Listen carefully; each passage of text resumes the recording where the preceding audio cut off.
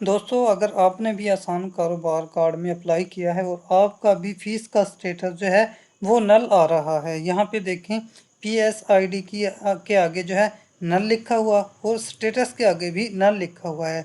तो मैं आपको बताऊंगा कि ये नल का स्टेटस क्यों आता है और इसका हल क्या होगा। मैं शॉर्ट सी वीडियो में आपको बताने वाला हूँ कि दूसरे यूट्यूबर्स की तरह मैं लंबी लंबी नहीं छोड़ने वाला। मैं शॉर्ट सी वीडियो में आपको बताऊंगा। अगर आपको बात अच्छी लगे तो चैनल को ज़रूर सब्सक्राइब कीजिएगा। ये नल का स्टेटस इसलिए आया है कि जब हमने अपना पर्सनल गारंटी सबमिट किया है तो सबमिट करते टाइम वेबसाइट में एरर आ गया। नेट का एरर हो सकता है, वो वेबसाइट का भी एरर हो सकता है, तो हमारा OTP वेरीफाई नहीं होता। तो मोस्टली ये वेबसाइट का एरर होता है। इंटरनेट का एरर हो तो चलो थोड़ा सा टाइम लग जाएगा, लेकिन सबमिट होना चाहिए। हमारा सबमिट नहीं होता, इसका मतलब ये है कि वेबसाइट में एरर आ रहा है।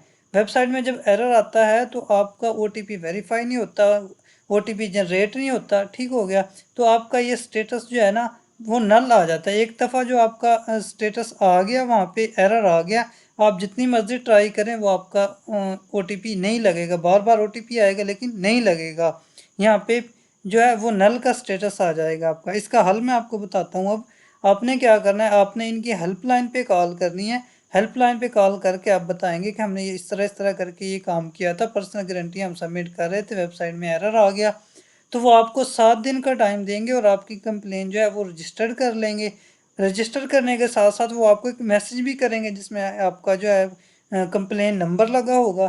तो आपका ये जो है नल का स्टेटस विद इन 7 डेज के अंदर गायब हो जाएगा और एप्लीकेशन दुरुस्त हो जाएगी आपकी और सबमिट हो जाएगी।